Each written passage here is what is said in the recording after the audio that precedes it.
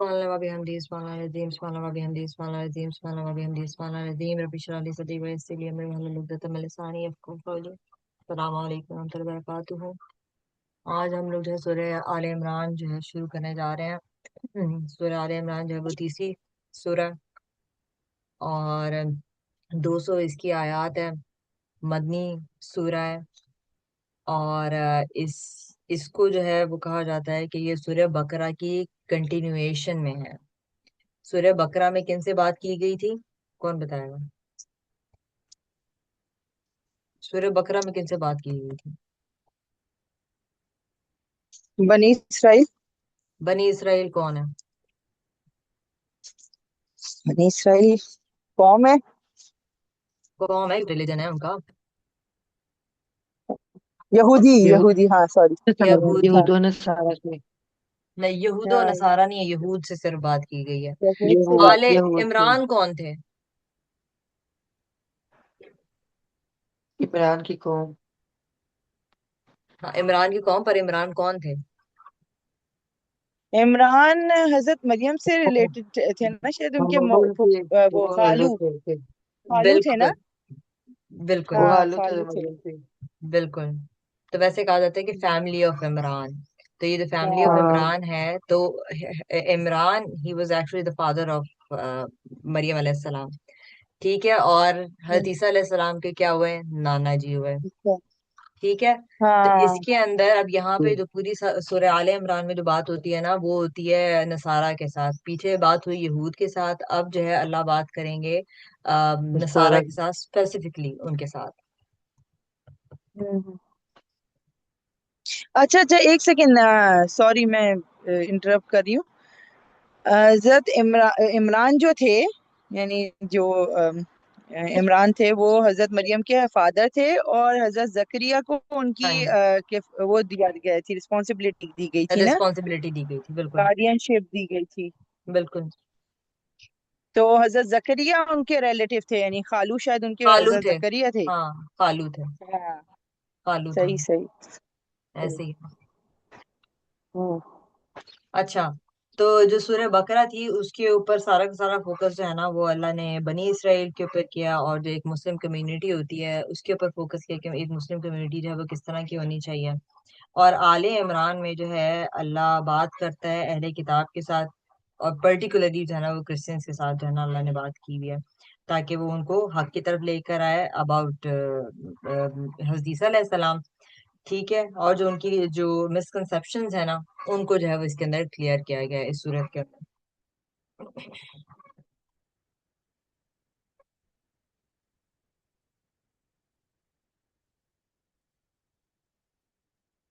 अच्छा, इन दोनों सूरतों के बारे में एक हदीस भी है, सूरह बकरा और सूरह आले इमरान के बारे में।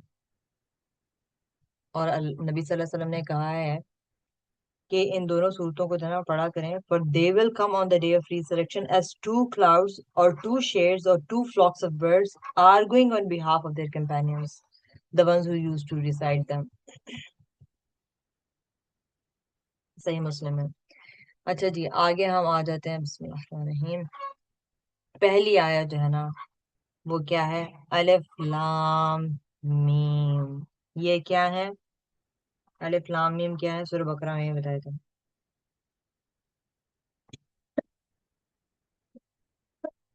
पे मक्तात हैं। हाँ, इससे क्या मतलब होता है? इसका जो इल्म है ना, अल्लाह ताला को पता है इसका। हाँ, इसका कोई मायनी मायनी नहीं बताया गया। हमें को मानी जो है वो नहीं बताया जिसे गया। अल्लाह जिस तरह ये लिखे हैं ऐसे ही हमने पढ़ना है। हाँ जी, इसको ऐसे ही पढ़ना है। हाँ बिल्कुल, इसको ऐसे ही पढ़ना है, इसके मीनिंग जो है वो हमें नहीं पता। लेकिन कुछ स्कॉलर्स को हम देखते हैं कि उन्होंने इंटरप्रिटेशन इसकी मीनिंग निकालने की कोशिश की है, लेकिन हम लोग को इसके मीनिंग जो जो मेजोरिटी ऑफ इसके मीनिंग जो है ना, वो सिर्फ अल्लाह को पता है और किसी को नहीं पता है। तो जब भी ये अल्फाज जो है ना वो आते हैं शुरू में ही सूरा के, तो इसका मतलब ये होता है कि आगे जो है ना जो कुरान की जो मिराकुलस नेचर है ना, उसको डिमॉन्स्ट्रेट किया जा रहा है।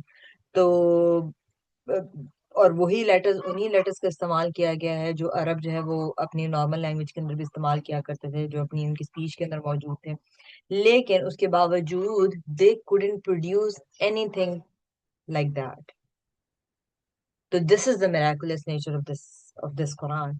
तो ये जो है सूरह आले इमरान में जब हमें पहली आयत में ये नजर आते हैं, तो इसका मतलब ये है कि इसके बाद जो आने वाली डिस्कशन है, it is going to be very profound, जो अल्लाह की नेचर के बारे में होगी, अल्लाह की सिफात के बारे में होगी, और जो रिलेशनशिप है between the previous scriptures, between previous किताब एंड द कुरान, वो सारा का सारा यहाँ पे डिफाइन किया गया होगा। ठीक है। तो अच्छा, नबी सल्लल्लाहु अलैहि वसल्लम की भी एक हदीस है ना, हम लोगों को मिल जाती है इस तरह की, कि जिसमें नबी सल्लल्लाहु अलैहि वसल्लम ने कहा है कि एवरी सूरह that begins with these letters अलिफ लाम मीम mention the kingdom of Allah सुब्हानहू व तआला and the establishment of his proof कि ही एग्जिस्ट, कि उसकी निशानियां जो है ना वो मौजूद होती हैं। अब आगे भी जब हम देखेंगे ना, तो हमें नजर आएगा कि अल्लाह जो है जब भी शुरू करता है ना, तो वो आगे अल्लाह की सिफात जो है बयान होती है। हमेशा अल्लाह की सिफात जो है ना वो बयान की गई होंगी। हम लोगों ने सूरह बकरा के अंदर भी देखा, और उसके बाद भी हम इसमें देख रहे हैं। अब आगे इंशाल्लाह जब आगे सूरतें चलती जाएंगी, तो हम उसमें भी इस तरह से देखेंगे, इस पैटर्न को जो है ना वो नोटिस करते जाएं कि ये अल्लाह के कलाम का जो तरीका है, इस तरह से। तो जब जो है हरूफ मुकत्तात हमें नजर आते हैं कुरान के अंदर, तो इसका क्या मतलब है कि जो एक पढ़ने के वाले के ऊपर क्या असर इस चीज का होना चाहिए। उसके अंदर ह्यूमिलिटी आ जानी चाहिए, उसके अंदर हम्बलनेस आ जानी चाहिए, उसके अंदर क्यूरियोसिटी जो है वो डेवलप हो जानी चाहिए। क्यों हो जानी चाहिए? क्योंकि सब चीजों के अगर हमें मतलब पता भी चल जाए, पूरे कुरान का पता भी चल जाए, लेकिन स्टिल बहुत सारे ऐसी अब जो आयात है, अब जैसे सिर्फ और सिर्फ अगर हम इन्हीं आयात, इसी आयात को, हरूफ मुकत्तात वाली आयात को ही देख लें, तो उनके मीनिंग्स हमें नहीं पता है। तो हमारी जो वो हम्बलनेस है वो वहां पर ही आ जानी चाहिए, कि मतलब जो इल्म हमें मिल रहा है वो अल्लाह की तरफ से, और कुछ इल्म जो है वो अल्लाह ने हमें नहीं दिया, अल्लाह ने हमसे जो है वो रख लिया है, अपने पास जो है ना वो उसको रख लिया है, ताकि हम जो है वो हम्बल रहें हमेशा। और जो कुरान के अंदर जितनी भी चीजें जो है मौजूद हैं, it is it is it is not everything in the Quran it is meant to be fully comprehended by the human intellect। हो सकता है कि सब चीजें जो है वो हमें उस तरीके से समझ ना आए जैसे हम उसको समझना चाहते हैं, या उसके पीछे लॉजिक ढूंढने की कोशिश करते हैं ना, तो वो चीजें हम लोगों ने नहीं करी। तो यहाँ पर हम लोगों को इंटेलेक्चुअल ह्यूमिलिटी की बात की जा रही है, इंटेलेक्चुअल हम्बलनेस की बात की जा रही है, कि वो हमारे अंदर आ जानी चाहिए।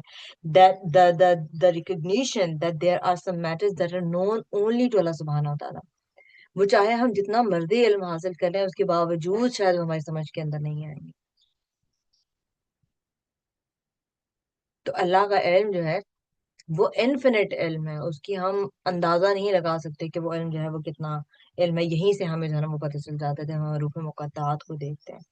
तो इसकी वजह से क्या होता है कि अगर हम इसको देखें, कि जब आपके अंदर हम्बलनेस आएगी, तो दूसरी तरफ से क्या चीज कम हो रही होती है?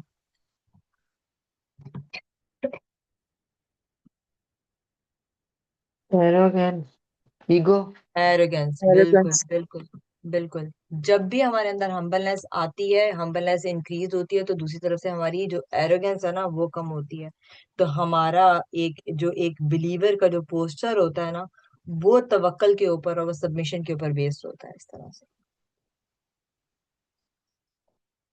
ये चीजें कि हमने अपनी इंटेलेक्चुअल वो एरोगेंस होती है ना, उसको हमने कैसे साइड पे लगाना है। कि हम जो अपने आप को बहुत अक्लमंद और अक्लकुल जो समझ रहे होते हैं ना, तो हमने उस चीज को किस तरह से अपने साइड पे लगाना है। तो हम लोगों ने यहाँ पर हम लोग को एक चीज और भी समझ आती है, कि जो अनसीन चीजें हैं, जो अनअंडरस्टूड चीजें हैं, उनको हम लोगों ने एक्सेप्ट करना है। हर मिस्ट्री को हमें सॉल्व करने की जरूरत नहीं है,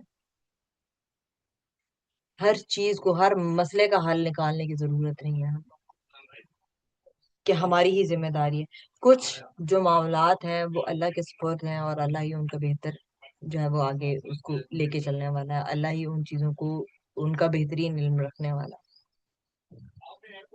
ठीक है। तो हम लोगों ने जब भी कुरान को अप्रोच करना है, हमने सूरह बकरा में भी देखा, और फिर सूरह आल इमरान में भी हम यही पैटर्न देख रहे हैं, कि जब भी कुरान को हमने अप्रोच करना है, तो हमने ह्यूमिलिटी के साथ अप्रोच करना है, हमने हम्बलनेस के साथ उसको अप्रोच करना है। हमने अपनी इंटेलेक्चुअल एरोगेंस के साथ नहीं इसकी तरफ आना है, कि मुझे तो सब आता है, मुझे तो सब पता है, मुझे अब इसको पढ़ने की जरूरत ही नहीं है। हाँ हाँ, मुझे समझ आ गई। और आगे बढ़ जाने का नाम नहीं है। अपने अंदर हम्बलनेस हमें लेकर आनी है, हर तरीके से हम्बलनेस लेकर आनी है। ठीक है, तो जो चीजें हम लोगों को, हमारे सामने कुछ इस तरह की चीजें आती हैं जिनको हम अंडरस्टैंड नहीं कर पाते हैं, बहुत सारी आयत भी ऐसी हमारे सामने आती है जिनको हम अंडरस्टैंड नहीं कर पाते हैं, तो वहां पे फिर हम क्या कहते हैं? वल्लाहु आलम।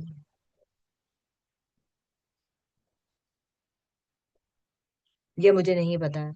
नॉर्मल, अगर इधर बच्चे भी कुछ सवाल पूछ रहे होते तो कहना सीखे ना कि नहीं मुझे नहीं पता इस बारे में, देख के बता सकते हैं, मुझे याद नहीं है। क्योंकि इंसान भी जो है ना वो अम, भूलने, इंसान का मतलब ही ये होता है कि ना वो भूलने वाला है, एक मतलब जो है इंसान का ये भी है कि हम भूल जाते हैं। इसीलिए बार बार अल्लाह कुरान में क्या कहता है? रिमाइंडर्स, रिमाइंडर्स, या रिमाइंडर्स हैं। मोमिनीन के लिए रिमाइंडर्स हैं, ईमान वालों के लिए रिमाइंडर्स हैं। एक दूसरे को रिमाइंडर्स देते रहो, क्योंकि हम भूल जाते हैं।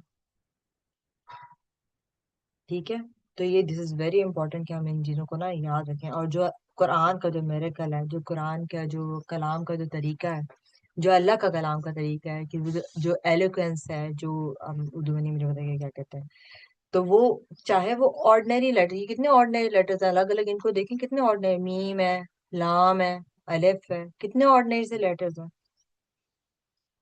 तो लेकिन जो कुरान की एलोगेंस एलोक्वेंस है, so it is a sign of divine origin, कि मतलब किसी इंसान के बस की बात नहीं है ये चीजें करना, वो तो ये इस तरह की कोई आयत नहीं बना सकता कोई। अल्लाह ने यही चैलेंज दिया था ना कुफार को, कि एक आयत ही बना के लेके आओ, तो वो नहीं बना सके थे। This is the miracle of Quran. ठीक है, तो अब आप लोगों के पास जब कोई इस तरह की चीज आती है, दीन के हवाले से हो या वैसे हो, जिसको आप पूरे तरीके से अंडरस्टैंड नहीं करते हैं, या हमें भुला दिया जाता है जिस चीज को, तो हम उसको ह्यूमिलिटी के साथ या हम्बलनेस के साथ उसको अप्रोच करते हैं, या फिर हम जो है अपनी, वो एक होता है ना कि रैशनल एक्सप्लेनेशन के उसमें ही रहते हैं कि नहीं नहीं आप मुझे ना एक्सप्लेन करें, लॉजिकली आप मुझे एक्सप्लेन करके बताएंगे कैसे है, किस तरीके से है। अच्छा, हम लोग ना दो एक्सट्रीम्स पे चल जाते हैं। एक मुझे इस बात से मुझे याद है कि जब हम हम्बलनेस की बात करते हैं, कुछ लोग सोचे समझे बगैर जो है ना उस चीज को एज इट इज एक्सेप्ट करते चले जा रहे होते हैं। तो वो कोई मुल्ला भी जो कोई बात करेगा ना, वो उसको एज इट इज एक्सेप्ट करते जाएंगे, बजाय इसके कि वो खुद गौर और फिक्र करें, जबकि कुरान बार बार आपको कह रहा है कि आपने खुद गौर और फिक्र करना है, आपने खुद गौर और फिक्र करना है। तो दोनों एक्सट्रीम्स में that is not humbleness, that is ignorance. आप एज इट इज जिसको फॉलो करे जा रहे हैं, आपने खुद सोचा ही नहीं, आपने खुद समझने की कोशिश ही नहीं की। दूसरी तरफ हमारी वो एरोगेंस आ इस जाती है कि इसके क्या लॉजिक बनता है, ये अल्लाह को हुक्म देने की क्या जरूरत थी, इसकी तो कोई लॉजिक ही नहीं बनती है। तो आप लोग अपनी पर्सनल लाइफ के अंदर जब इस तरह की कोई चीज जिंदगी में आती है, कोई हदीस ऐसे आपके सामने आ जाती है जिसको जिसको अंडर जो लॉजिक लग रहा होता है कि मतलब कितनी इलॉजिकल सी है, नाजुबिल्लाह, या कोई आयत इस तरह के सामने आ जाती है जिसपे आपको वो एतराज होता है कि भाई ये तो मेरी समझ से बाहर है, तो आप या कोई और कोई इस तरह का पर्सपेक्टिव आपके सामने रखता है जो आपको उस टाइम पे अंडरस्टैंड आप नहीं कर पा रहे होते हैं। जिंदगी में इंसान के मौके ऐसे होते हैं कि जिंदगी में बहुत देर के बाद आपको बहुत सारी चीजें समझ आती है जो पहले नहीं समझ आ रही होती। तो आपका जिंदगी में किस तरह का, या अब इस टाइम पे है वो किस तरह का आपका रिएक्शन होता है?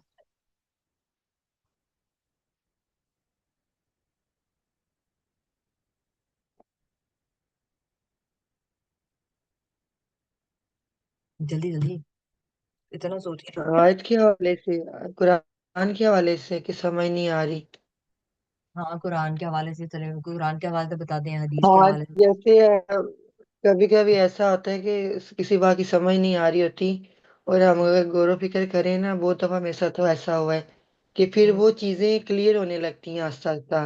जो ही हम सोचने लगते हैं ना, अल्लाह ताला हमारे सामने वो चीजें कर देता है, कोई ना कोई बात इस तरह की हम देख लेते हैं कि वो उस बात से रिलेटेड होती है। तो वो हम्म, मिलने लगती है कड़ियाँ कि हाँ इसका ये मतलब ऐसे होता है गौर व फिक्र करने से। अल्लाह तो ताला मैं खुद ही आपका पहला और रिएक्शन कि अल्लाह ताला जो करता है वो बात का तो बात की बात आती है ना, कि जब अगर कोई चीज समझ नहीं आ रही होती है, वो कुछ वो अहादीस फिर ऐसे ढूंढने की सामने आ कोशिश जाती करते हैं, वो चेक करते हैं, फिर जी उसमें बस सोचने लगते हैं कि ये क्यों है। थोड़ा सोचती हूँ कि नहीं सोचना इसके ऊपर, इसको ऐसा क्यों, ये क्यों बात की गई है। है। सही हो गया। मतलब जल्द उस पर यकीन नहीं कर लेते, फौरन उसको सोचने हैं कि ये ऐसे क्यों है। हम्म। दोनों तरह से सोच आती है। सही हो गया। हफ्सा। हाँ, मेरा तो यही है कि अगर अब ज्यादा मैं कॉन्शियस हो गई हूँ, स्पेशली अहादीस के मामले में। आयत हम्म। भी मैं फौरन ही चेक करती हूँ खैर, लेकिन अहादीस क्योंकि फौरन चेक नहीं की जा सकती, क्योंकि बहुत सारे प्लेटफॉर्म्स हैं जहाँ पे गलत ट्रांसलेशंस हैं, हाँ, या ट्रांसलेशन तो का भी इशू है। इंटरप्रिटेशन गलत लिख दी हुई है उसकी इंटरप्रिटेशन, या तो जो है वो आपको बहुत ज्यादा, क्योंकि नंबर्स ऑफ हदीस है तो आपको एकदम से वो हदीस नहीं मिलती। हम्म। तो फिर ये कि अब या तो अपनी बहन से पूछ लिया जो आलमा है, उनको भेजती हूँ, तो वो भी खैर फौरन जवाब तो नहीं दे पाती क्योंकि वो लोग बिजी होते हैं बहुत। बाज दफा वो 2-3 दिन के बाद उनका जवाब आता है, लेकिन ये कि ऑथेंटिसिटी पहले मैं चेक करती हूँ अब, या उसको मैं जाने देती हूँ। अगर बहुत ही कोई जो है ना, अच्छा, जैसे it's not different about C मुझे कोई ऑथेंटिसिटी, एक बात मिनट अफसर। ऑथेंटिसिटी की बात, हम्म हम ऑथेंटिसिटी की बात आती है, ठीक है। आपके पास ऑथेंटिक हदीस आई, हम ऑथेंटिक चीजों की बात कर रहे हैं कि कुरान आपके पास आ रहा है, कुरान की हम्म आयत आपके सामने आ रही है और आ रही है, आपके पास ऑथेंटिक हदीस आ रही है। उसके बाद आपको वो समझ ना आ रही हो, आपके जो जो हम्म आपकी लॉजिक में वो ना आ रही हो, कि आपको उसके पीछे की लॉजिक ना हम्म समझ आ रही हो, तो फिर आपका क्या रिएक्शन होता है? मैं कुरान की तो हम बात करते ही नहीं है कि वहां पे, तो फिर हम ये कह देते हैं ना कि मतलब अल्लाह ने कहा है तो चलो आगे, मतलब उसको वो एक होता है ना कि उस तरह से लेके चले हाँ, जाते हैं। लेकिन जब हदीस की बात आती है तो फिर हमारा क्या रिएक्शन होता है कि है ऑथेंटिक हदीस, लेकिन उसके बाद नहीं फिर तो हमारा फिर क्या, तो जो वही हमारी वाली बात लॉजिक है हमें ना समझ कि में नहीं उसको आता। भी उसको भी वैसे ही ट्रीट करना है ना, कि भले हमें समझ आए ना आए, लेकिन हमें तो माननी तो है, क्योंकि हाँ। ऑथेंटिक है वो चीज, हम्म। तो मैं एक्सेप्ट तो करनी है ना। हम्म। तो अगर हमारे दिमाग में नहीं भी आ रही है, अंडरस्टैंडेबल हमारे लिए उस वक्त नहीं भी है, तो हम्म। हम उसके ऊपर एतमाद करना या यकीन करना तो फर्ज है ना पहला। हाँ, एग्जैक्टली। हम्म। एग्जैक्टली। तो ये तो बहुत हरूफ सारी मुकद्दस। चीजें जैसे बच्चों को भी समझाते हुए कभी, अगर हम बता रहे होते हैं कोई चीज और कोई चीज मैं उनको नहीं समझा पा रही होती है, नहीं एक्सप्लेन कर पा रही होती है, तो मैं उनको साफ साफ ये कहती हूँ कि ये बेटा मुझे अभी समझ में नहीं आ रहा कि मैं आपको किस तरह से एक्सप्लेन करूँ, या मम्मा को अभी वो चीज़ नहीं मिल रही है, वो रेफरेंस या वो एग्जांपल नहीं मिल रही इजी, कि वो हम्म। आपके एज के हिसाब से मम्मा इसको समझाएं।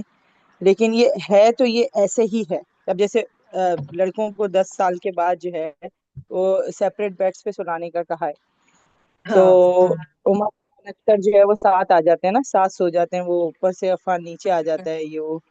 हम्म। तो मैं उसको कहती हूँ कि बेटा ये हुक्म है तो ये हुक्म ही है। अब इसकी लॉजिक मुझे नहीं पता, मैं आपको इसकी लॉजिक नहीं बता सकती अभी कि हम्म। मैं क्या आपको लॉजिक दूं, हालांकि मुझे थोड़ा बहुत पता है उस बारे में, लेकिन जाहिर सी बात है मैं अभी बच्चों को तो नहीं बता सकती वो चीज़।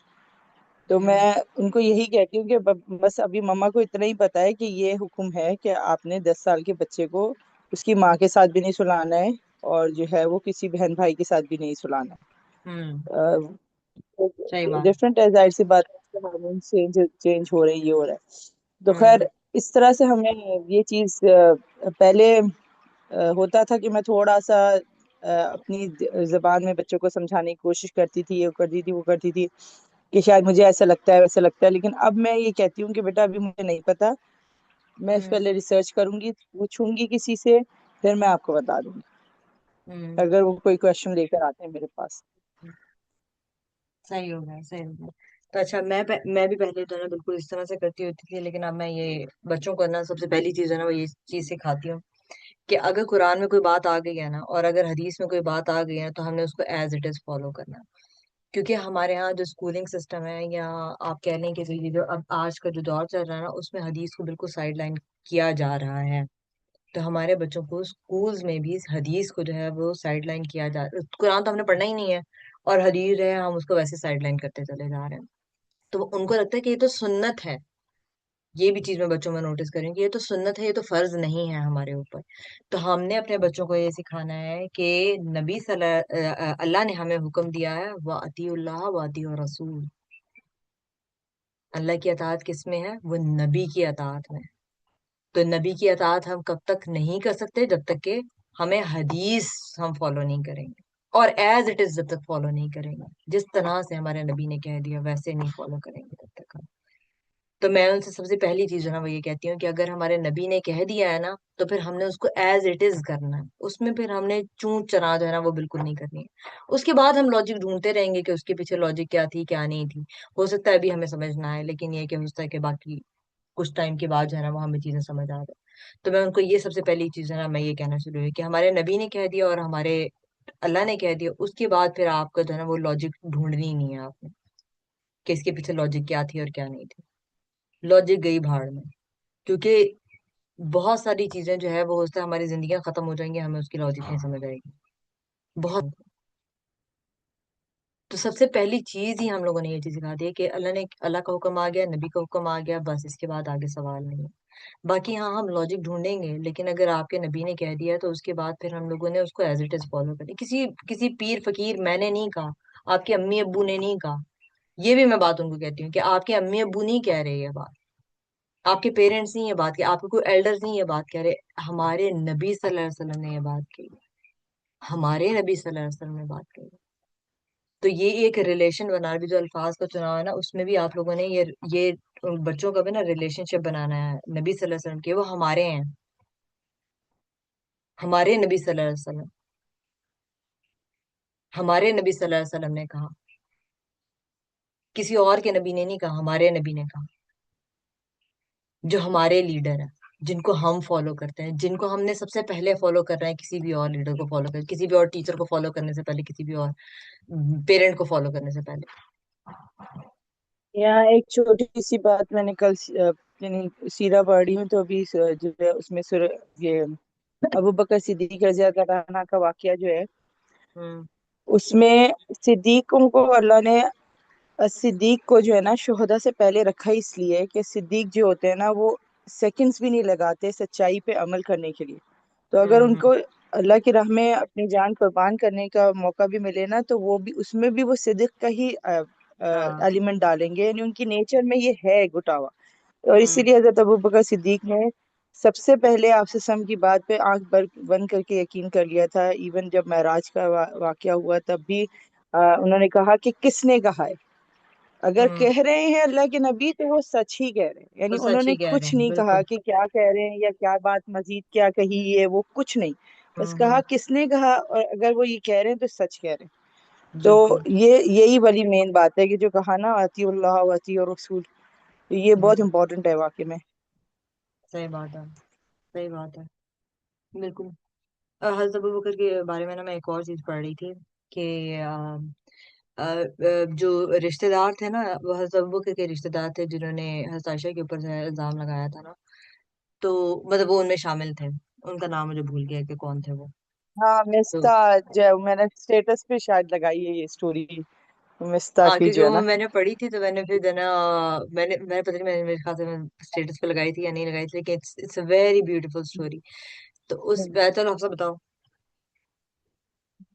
तुम बता दो। एक्चुअली हुआ ये कि जब हजरत अबू बकर सिद्दीक जो है ना अपने एक कजन थे मिस्ता, या मिस्ता कुछ इस तरह से नाम है उनका, उनको चैरिटी दिया करते थे, उनके हालात ठीक नहीं थे। हम्म। और वही वही इंसान सबसे आगे आगे थे जब हजरत आयशा पे जो है इल्जाम लगा, तहमत लगी, तो वो सबसे पहले पहले में थे, यानी अल्लाह माफ करे उस आग को भड़काने में। तो जब हजरत अबू बकर सिद्दीक रज़ी अल्लाह अन्हु को ये बात पता चली, तो आप रज़ी अल्लाह अन्हु ने कसम खा ली कि जो है ना मैं आइंदा से इसको चैरिटी नहीं दूंगा। हम्म। तो अल्लाह ने आयतें नाजिल की, सूरह नूर की आयत में अल्लाह ने कहा कि क्या तुम ये पसंद नहीं करते कि अल्लाह तुम्हें माफ करे, जिसको जिसकी कुदरत तुम पे दी गई है। यानी उसका मफहूम आयत का ये है कि जिनको अल्लाह ने अहल बनाया है दूसरों की हेल्प के लिए, तो दूसरों की खिलाफ किफालत करने के लिए या सदका देने के लिए जो भी, तो उनको जो है ना हाथ नहीं रोकना चाहिए। और फिर आगे ये कहा कि क्या तुम ये पसंद नहीं करते कि तुम्हारा रब तुम्हें जो है वो तुम्हारे साथ माफी का मामला करे। तो जिस पे हजरत सिद्दीक ने जब ये आयतें सुनी, जब तुम दूसरों को यानी माफ कर दो, तो हजरत अबू बकर सिद्दीक रज़ी अल्लाह ताला ने जब ये आयतें सुनी तो उन्होंने कहा, 3 दफा कहा कि बेशक मैं ये पसंद करूंगा कि अल्लाह मुझे माफ कर दे, यानी अल्लाह मुझे इस फौरन जैसे ऐसे जो भी मेरी गलती है उसको माफ करे। तो और उसके बाद उन्होंने फौरन ये किया कि उससे बढ़ के उनको चैरिटी दी, यानी हम्म। अमाउंट भी बढ़ा दिया। और वो हम्म। उन्होंने कभी भी ताउम्र ये अपनी प्रैक्टिस नहीं छोड़ी कि उनके साथ कोई ग्रज रखा हो, और मुस्तकिल उनको चैरिटी देते रहे पूरी उम्र। और बिल्कुल। ये मेरे लिए बहुत यानी एक शॉकिंग सी बात थी, क्योंकि हम अक्सर ये वाले ही टॉपिक ले रहे होते हैं ना, कि अगर किसी ने हमें हर्ट किया है और हम क्या करें उस बारे में, यानी हम कितना ज्यादा सब्र करें या कितना हम सोचें हम उस बारे खींच में, लेते हैं ना, या हम हम उसको खींच मान। लेते हैं हाँ अगर हाँ अक्सर ऐसे ही होता है ना कि हम जो हम अपनी फेवर्स कर रहे होते हैं वो हम खींच लेते हैं हमसे फौरन से। यानी तो हम यानी हम ये कहते हैं ना कि यार अल्लाह ने हमें इंसान बनाया है, हम माफ नहीं कर सकते। और अगर हम्म। माफ कर भी रहे हैं तो टाइम लगेगा, तो माफ कर दिया, लेकिन अब हम पहले जैसा रिलेशनशिप नहीं बना सकते। तो हाँ। अल्लाह ने ये एहसान का ऐसा दर्जा सिर्फ हजरत अबू बकर की यानी सीरा को डिफाइन करने के लिए उन्होंने ये वाकया बताया था, कि अल्लाह ने खास अबू बकर के बारे में ये आयतें ये वो नाजिल की हैं, क्योंकि अल्लाह को पता था कि वो सच्चाई के यानी वो कितने सच्चे हैं। तो हम्म। वो कभी भी इस तरह की चीज नहीं चाहेंगे। उनकी ये इनकी जो पर्सनालिटी है उसका ये ट्रेट ही नहीं है कि वो ये इस तरह से करें ना। हम्म। तो किसी के साथ जैसे अपनी अपनी जात को पहले रखें और किसी को बाद में।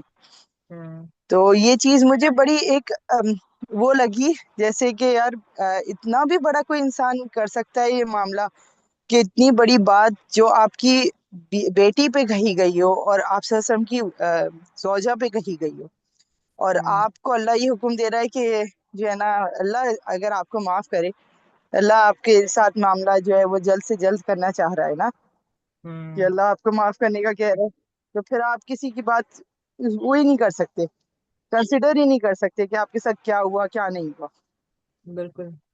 इसमें एक और चीज वाकये के अंदर ना हम लोग को एक और चीज नजर आती है, वो ये नजर आती है कि जो आप लोगों ने इन्हें रमदान में भी है ना वो इन्हें रमदान में इन्हें रमदान वाले नहीं, अनबर्डनड वाले, जो अनबर्डनड वाले लोग थे, उन्होंने ये बात सीखी थी कि जो एहसान का मामला होता है ना, यहाँ पे एहसान सिखाया जा रहा है आपको कि नो मैटर व्हाट दूसरा इंसान आपके साथ, और ये कितनी बड़ी बात है, कितनी बड़ी बात है कि कोई आ रहा है और वो मुंह उठा के आपकी बेटी के ऊपर इल्जाम लगा रहा है, वो नबी सल्लल्लाहु अलैहि वसल्लम की किसी की बीवी के ऊपर, आप मतलब उसको ऐसे भी नहीं लेके जाए, और एक आम इंसान के तौर पे लेके चले ना, कि आपकी बेटी के ऊपर इल्जाम लगा रहा है, किसी की बीवी के ऊपर इल्जाम लगा रहा है, तो आप क्या कर रहे हैं? आपने कसम खा ली कि भाई मैं तो इसको नहीं दूंगा, लेकिन अल्लाह आपको क्या हुक्म दे रहा है कि जो तुम्हारे पे, क्योंकि पहला हक किनका होता है, चैरिटी का या खैरात का या जिस भी चीज का, सबसे पहले रिश्तेदारों का होता है। सबसे पहले जो काइंडनेस है वो रिश्तेदारों के साथ होती है सबसे पहले, उसके बाद फिर हमने जैसे कल भी हम लोगों ने देखा ना, तो फिर वो एक्सपैंड हम उसको करते हैं और लोगों के ऊपर। तो सबसे पहला जो एहसान का मामला होता है ना, वो जो करीबी लोग होते हैं ना उनके साथ, जहां पे फर्ज है वहां पे आपने वो फर्ज अपना निभाना है, वो आपने निभाना ही निभाना है। वो चाहे जिसने जो आपको हर्ट किया है ना, हमने अपने जो अखलाक का दर्जा है ना उससे नीचे नहीं उतरना। वो उतर गया, उसको उतरने दें, उसका फर्क हमने अपने ऊपर नहीं आने देना। ये चीज होती है। वो हम कैसे करेंगे? हम माफ करके ही वो कर सकते हैं। माफ करने के फिर अगेन वो बात आती है, माफ करने का ये मतलब नहीं होता कि आप जो है फिर उसके साथ हंसी खुशी और अपनी हर बात जाके उससे साथ शेयर करेंगे, नहीं। माफ करने का ये मतलब होता है कि आप अपने अखलाक के दर्जे से नीचे नहीं उतरेंगे। माफ करते हैं हम अपने खुद के लिए माफ करते हैं, क्योंकि नूर और जो हेटर्ड है ना वो इकट्ठी नहीं रह सकती है। उसको हमने अपने दिल के तज़किये के लिए हम माफ करते हैं।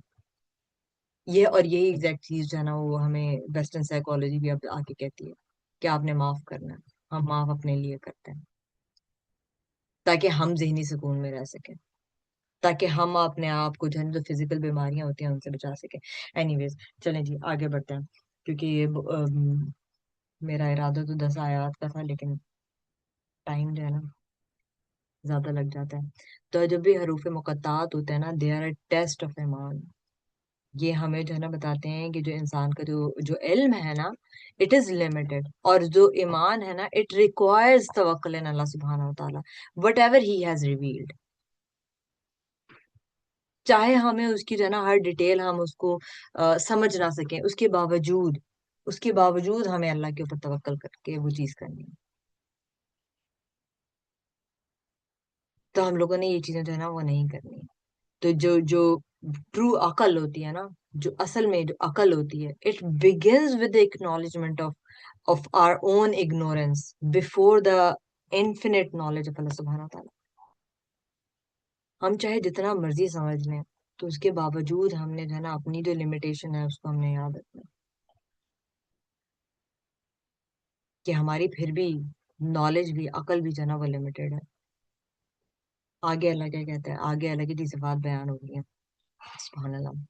Allah, there is no deity except Him, the ever living, the sustainer of existence, the sustainer of all existence। तो यहाँ पे जो है ना, ये जो आयत, जैसे कि सूरह बकरा में भी हम लोगों ने देखा कि तौहीद को जो है ना अफर्म किया गया था, यहाँ पे एग्जैक्टली वही चीज जो है ना, तौहीद को रीअफर्म किया जा रहा है, the absolute oneness of Allah सुब्हानहू व तआला। तो जैसे आयतल कुर्सी में भी शुरू होती है, तो वो इस तरह से शुरू होती है ना, बिल्कुल। तो वही चीज है वो यहाँ पे आ रही है, वही सेम जो नाम है अल्लाह के, वो यहाँ पे बयान हुए हैं। अल हई, अल कय्यूम, कि जो अल्लाह की, he is ever living, perfect और इटर्नल लाइफ, उसके कोई शुरू नहीं है, उसका कोई आखिर नहीं है। कि हम कह सकेंगे यहाँ से अल्लाह की जिंदगी शुरू हुई थी, यहाँ जाके अल्लाह की जिंदगी खत्म हो जाएगी, नहीं। There is no beginning, there is no end. हम तो क्रिएटेड बीइंग्स है ना, अल्लाह की तख्लीक है ना, हमारा शुरू आखिर है, उसका शुरू आखिर नहीं है। हमारी मौत आनी है, but he is not subject to death, decay और फॉरगेटफुलनेस। जब अल हय्यु आता है ना, उसका मतलब पूरा ये होता है कि उसको ना कुछ भूलता है, वो शुरू से है और आखिर तक है, सब कुछ उसके पास एक पैरेलल लाइन में जो है ना वो चीजें हो रही हैं। वक्त नहीं है उसके उसके लिए, हमारे पास वक्त है, हम क्रिएटेड बीइंग्स हैं, क्योंकि वक्त भी अल्लाह की तख्लीक है ना। उसके लिए वो वक्त भी नहीं है, वक्त जैसे हमारे लिए चलता है ना, उस तरह से वक्त उसके लिए नहीं है। फिर आगे क्या है, अल कय्यूम, द सस्टेनर ऑफ एग्जिस्टेंस, जो सारी की सारी जो क्रिएशन है उसको सस्टेन करता है, सब चीजें उसके ऊपर डिपेंड करती हैं, while he depends on nothing.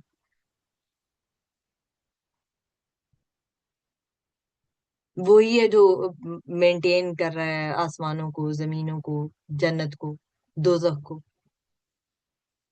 और ये चीजें जो है उसको थकाती नहीं है।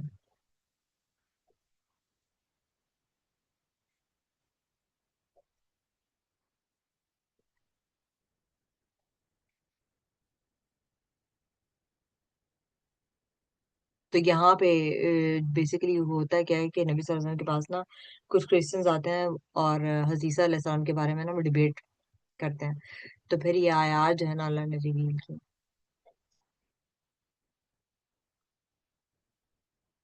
कि जिसको तुम खुदा मान के बैठे हुए हो, जो आपकी जो क्रिश्चियन डॉक्ट्राइन है ना, ट्रिनिटी की, उसकी असलियत जो है ना, उसके उसको रिफ्यूट किया जा रहा है यहाँ पे, कि वो तो एवर लिविंग है। अल्लाह तो एवर एवर लिविंग होता है, वो तो सस्टेनर है। आप जिसको खुदा बना के बैठे हुए हैं, वो तो सस्टेनर नहीं, आप तो खुद उसको सस्टेन, आप तो खुद उसको जो है बनाते हैं, उसकी मूर्तियां बना के आप रख लेते हैं। वो तो एवर लिविंग नहीं है जिसको आपने खुदा बनाया हुआ है।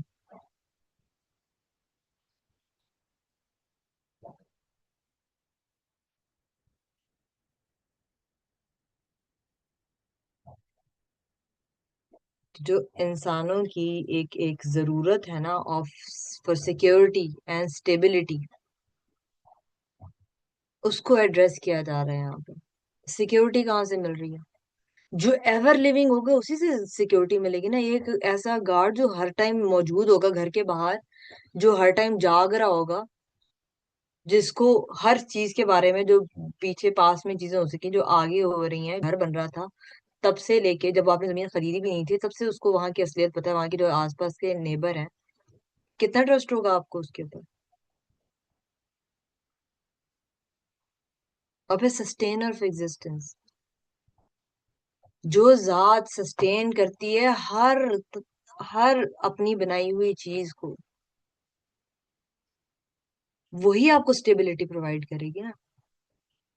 This is what Allah is addressing here. तो ये दुनिया जो है, ये तो हर टाइम चेंज होती रहती है। हम लोग जो है मतलब हम लोग एज भी करते हैं, हम मर भी जाते हैं, हम भूल भी जाते हैं। यहाँ के जो इदारे हैं वो फेल हो जाते हैं, कोलैप्स कर जाते हैं, प्लान्स फेल हो जाते हैं। लेकिन जो अल्लाह का इल्म है, and this knowledge that Allah is al-Hayy, the ever living, and al-Qayyum, the sustainer of existence, तो ये हमें एक एंकर प्रोवाइड करता है। वो जो हमारी नीड है फॉर सिक्योरिटी, फॉर स्टेबिलिटी, वो हमें प्रोवाइड करता है। ये अल्टीमेट फाउंडेशन है ऑफ तवक्कुल and peace for all of us, if only we understand these names।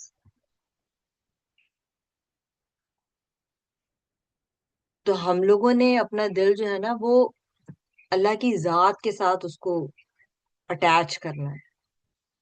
जब हमारे इर्द गिर्द हर चीज अनस्टेबल है, अनप्रिडिक्टेबल है, तो ये बात याद रखनी है कि अल्लाह जो है ना वो अल कयूम है। अल्लाह अल कयूम है। This job, this country, this boss, this employer, that one is not going to sustain me. Allah is अल कयूम। दुनिया में वॉर्स हो, जो मर्जी हो, दुनिया इधर की उधर हो जाए, दुनिया उलट पुलट हो जाए, ही इज अल कयूम। He is going to sustain me the way he sustains all of his creation, all that exists, all that I can see।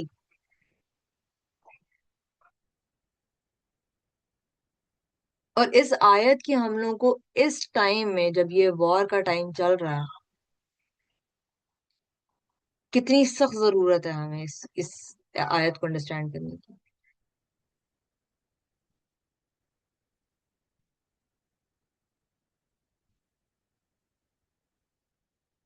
तो हम लोगों ने अपनी जो तौहीद है उसको भी हम लोगों ने डेली बेसिस पे रिन्यू करना है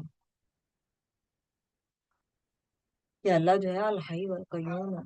बार बार अपने आप को याद करें, बार बार अपने आप को याद करें, रिलेट करें अपनी जो आजमाइशें हैं, जो हालात हैं, उनके साथ।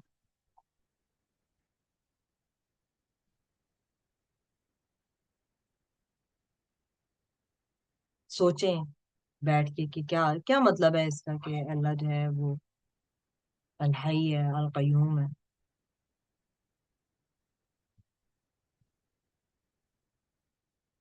तो जब हमारे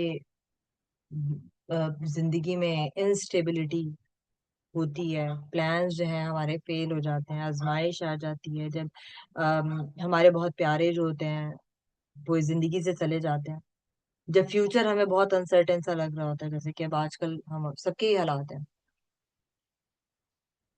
तो हमारी सेंस ऑफ सिक्योरिटी कहाँ होती है, कहाँ एंकर्ड होती है?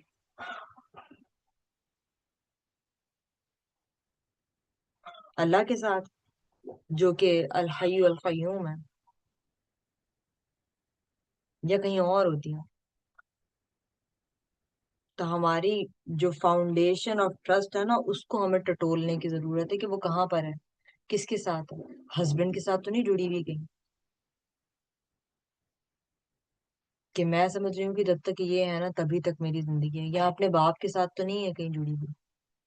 कि जब तक ये है तो तब तक ही सब है, उसके बाद तो सब खत्म।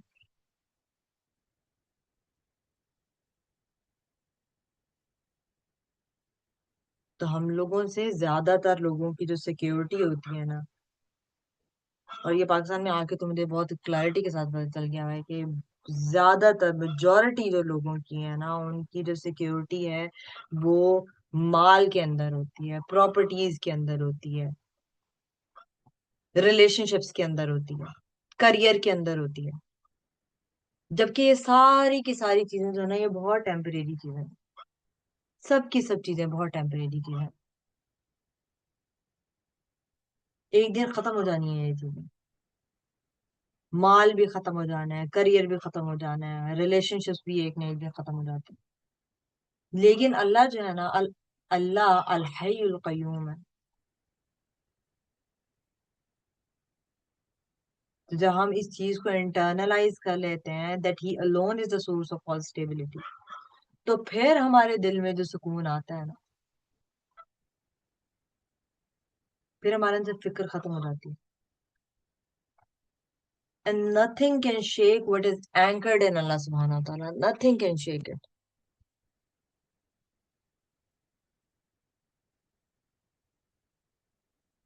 हाँ, जॉब की फिक्र हमारे यहाँ बहुत ज्यादा होती है। करियर पे बेस्ड होते हैं ना, डिग्रीज पे बेस्ड होते हैं हम लोग। सारी चीजें टेम्परेरी है। आज आपकी यूनिवर्सिटी जिससे भी आपने बैचलर्स मास्टर्स जो कुछ भी किया हो, उसको डिक्लेयर कर दिया जाए कि भाई ये तो पता नहीं कुछ क्या डिक्लेयर करते होते थे, मुझे भूल गया कि बहुत सारी यूनिवर्सिटीज ऐसे डिक्लेयर हुई थी क्या।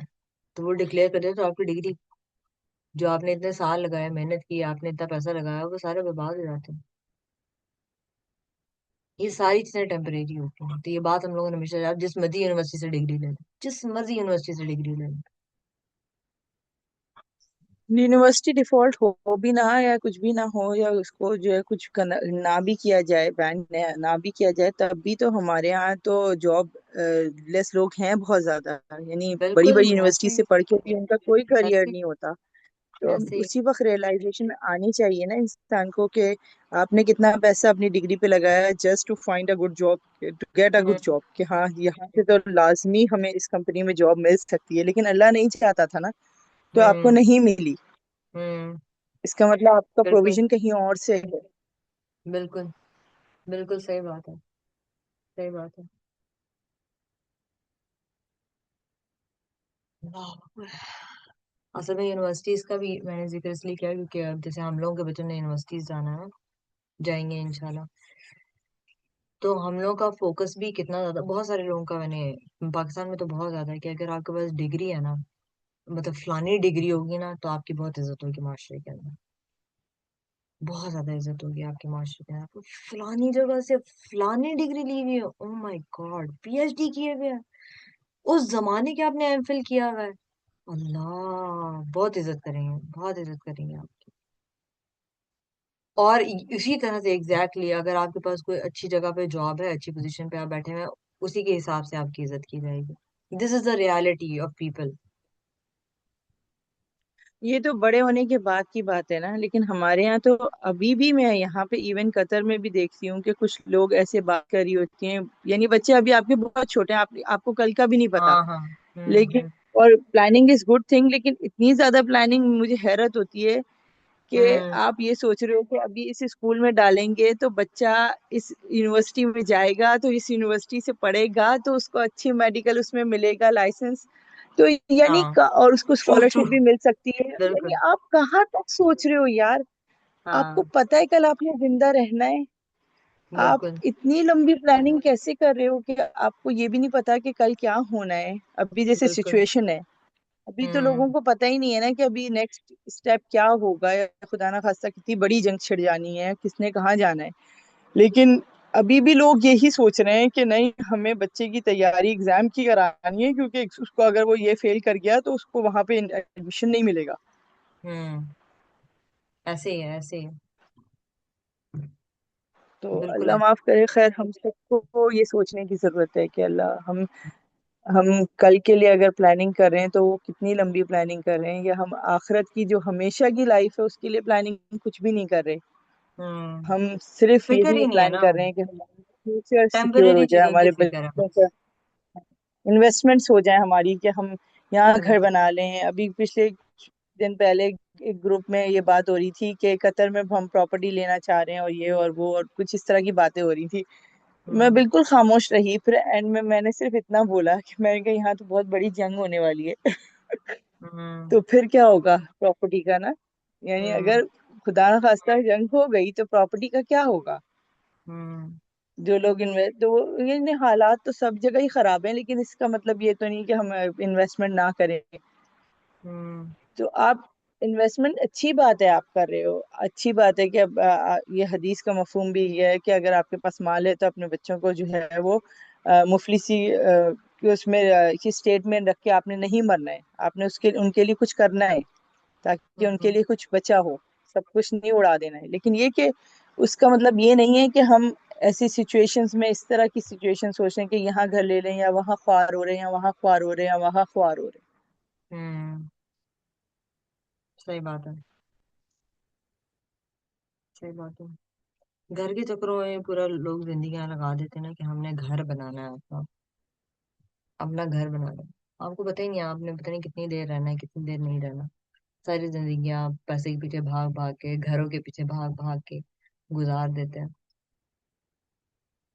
मैं एक छोटी सी बात यहाँ पे एक और एक पर्सनल एक्सपीरियंस से बताना चाहूंगी, क्योंकि मैं पहले तो खैर मुझे ये थी बहुत, जब मैं छोटी भी थी और हमारे घर में सबको ही शौक है घर सजाने का, ये वो, मेरे अब्बू हम्म। सिविल इंजीनियर थे तो घर बनाने की काफी होती थी बातें। तो मुझे भी शुरू से था शौक कि घर ऐसा होना चाहिए, वैसा होना चाहिए। मेरे अब्बू ने हमारा घर भी माशाल्लाह बहुत अच्छा डिजाइन किया था।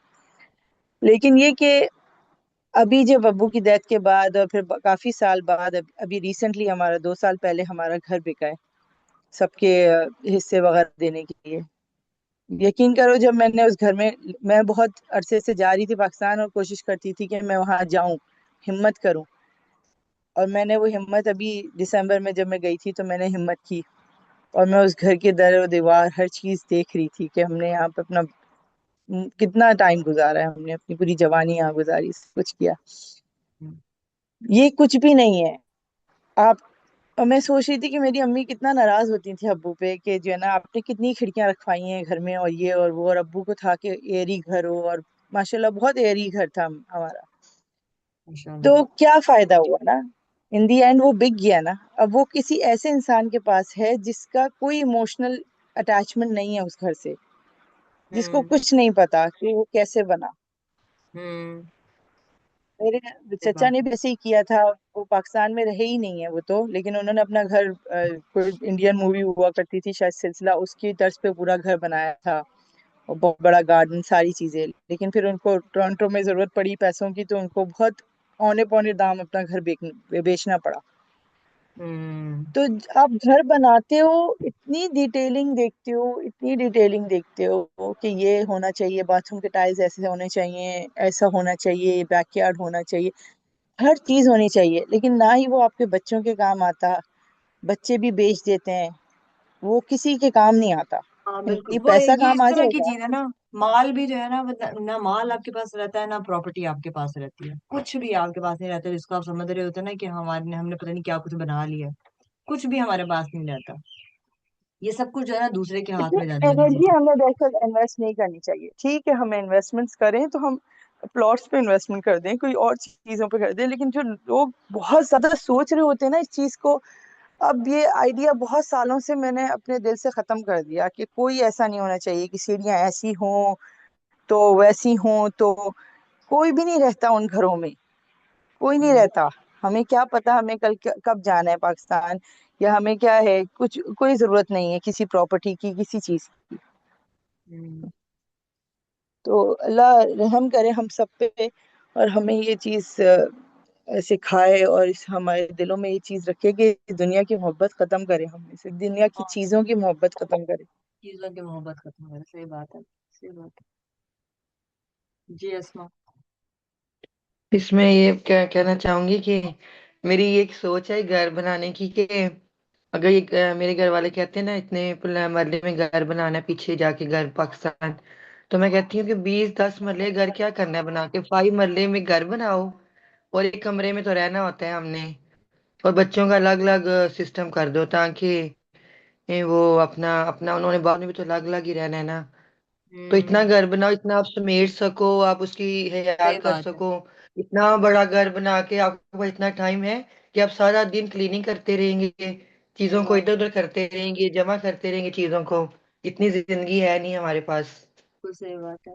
तो मैं लोग अपने उसमें ये घर में भी सोचते हैं। चीजें लिमिटेड रखी हुई हैं, मैंने जो चीज बिल्कुल जरूरत है मैंने वही रखा हुआ है बिल्कुल बिल्कुल, इधर ऐसे ही रखना कतर चाहिए। में। हाँ, ऐसे ही रखना चाहिए, ऐसे ही रखना चाहिए। म- अगर कोई चीज नहीं यूज हो रही, सालों साल यूज नहीं की, तो वो किस काम की, हमारी जमा नहीं करनी चाहिए हमें। बिल्कुल। हमें वो किसी को दे देनी चाहिए कि कोई और दूसरा यूज कर ले। इधर लोग भी एग्जैक्टली। है ना जो बेचारे नहीं इतना ले सकते, हम्म। अपनी फैमिली से दूर आए हैं, उनको शेयर कर दें घर बिल्कुल। जमा करने की बजाय। यहाँ पे तो बहुत सारे, कतर में तो बहुत सारे लोग ले लेते हैं ना।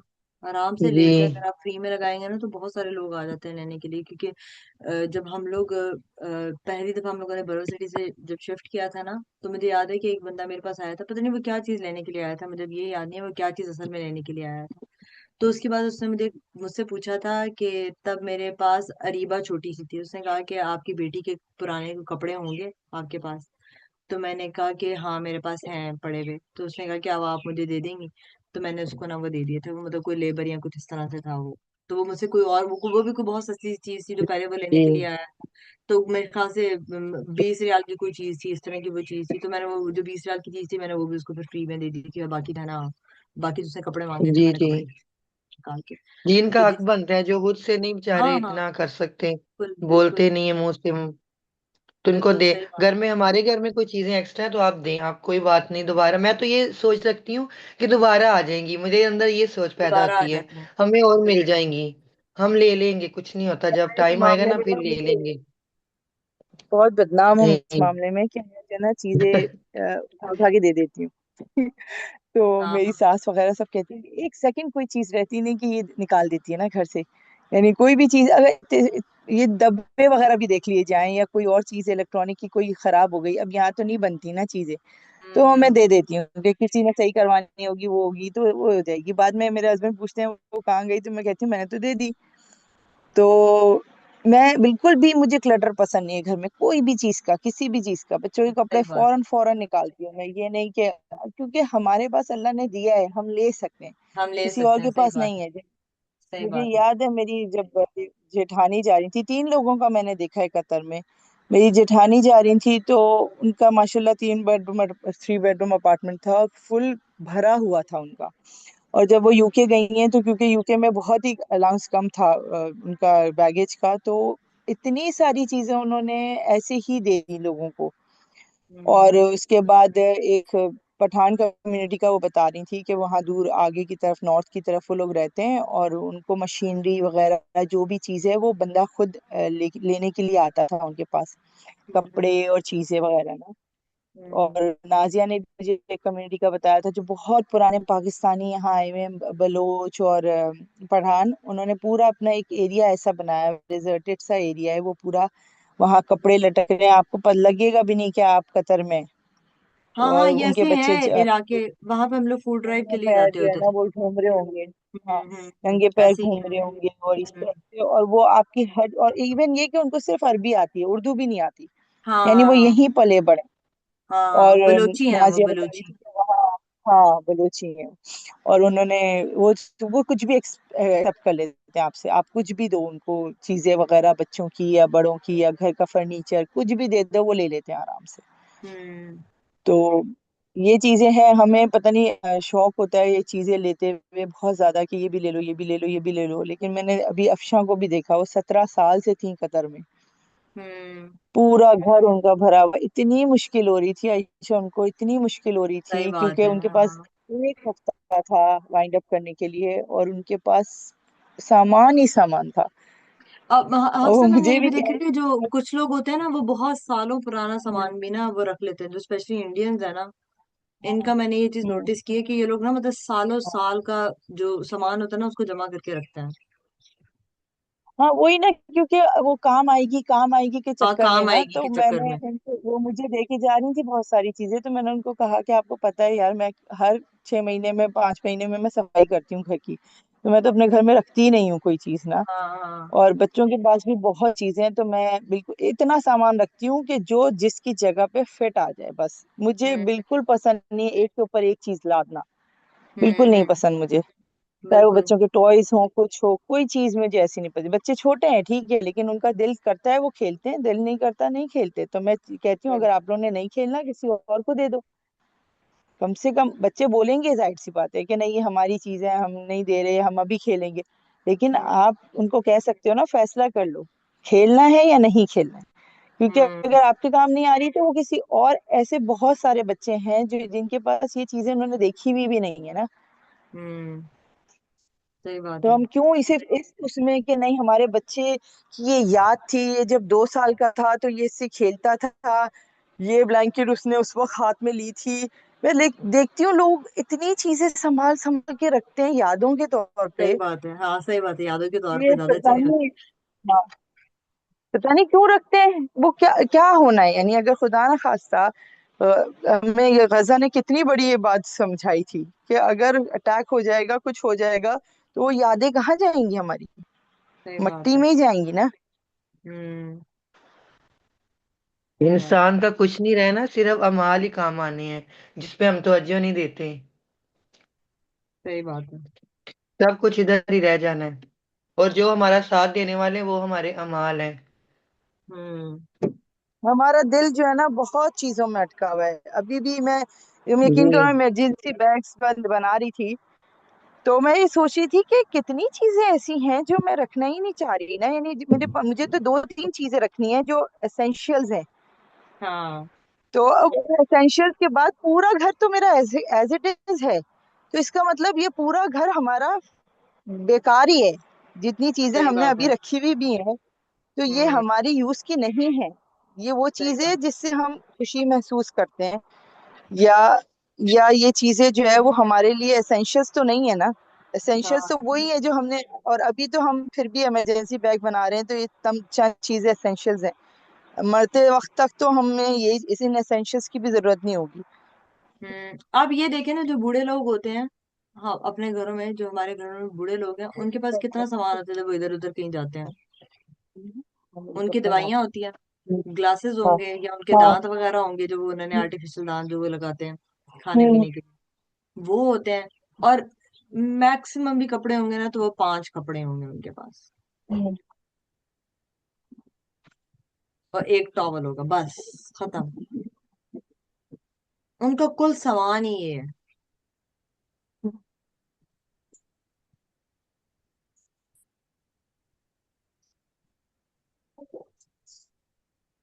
और कभी वो कहीं जाने लगते हैं, या घरों के अंदर भी उनके पास आप देखेंगे ना, तो उनके पास एक जो है वो स्वेटर होगा पहनने के लिए, सर्दियों में अगर हम बात करें, एक स्वेटर होगा पहनने के लिए, वही वो हर किसी के साथ पहनेंगे, वही स्वेटर उनके साथ हर किसी का, और शॉल होगी तो वो भी एक ही शॉल होगी, वही शॉल वो हर किसी के साथ ले रहे होंगे।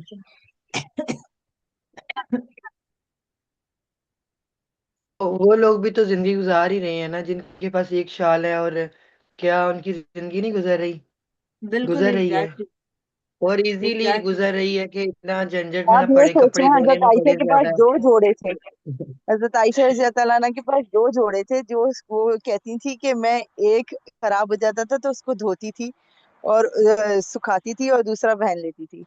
और हम्म। वो इसी तरह जो है वो पहनती थी। और मैं सोचती हूँ कभी कभी कि कैसे मुमकिन हो सकता है इंसान के पास दो ही जोड़ हो, और वो कैसे उसमें सरवाइव कर सके द 2 जोड़ों द में। इशू हमारे इज पास कि, अलमारियां भरी हाँ पड़ी हैं, हमारे हमें पास नहीं कितने मिलती सारे, है। हमारे कितने सारे होने के बावजूद हम कहते हैं मेरे पास कोई कपड़े ही नहीं है। और यहाँ पहनने के लिए कपड़ा नहीं है, वहां पहनने के लिए कपड़ा नहीं है। हाँ। और ये अल्लाह जो माफ करे जैसे मैं जो भी इन एक लोगों दफा ने पहन लिए शादी वो पे जाने। दोबारा नहीं पहनना चाहती। हाँ दोबारा नहीं। अच्छा मैं जरा ना यहाँ पे एक मिनट, ये रिकॉर्डिंग बंद करूँ। सुभान अल्लाह व बिहम्दिही, अशहदु अल्ला इलाहा इल्लल्लाह, अस्तगफिरुका व अतूबु इलैह।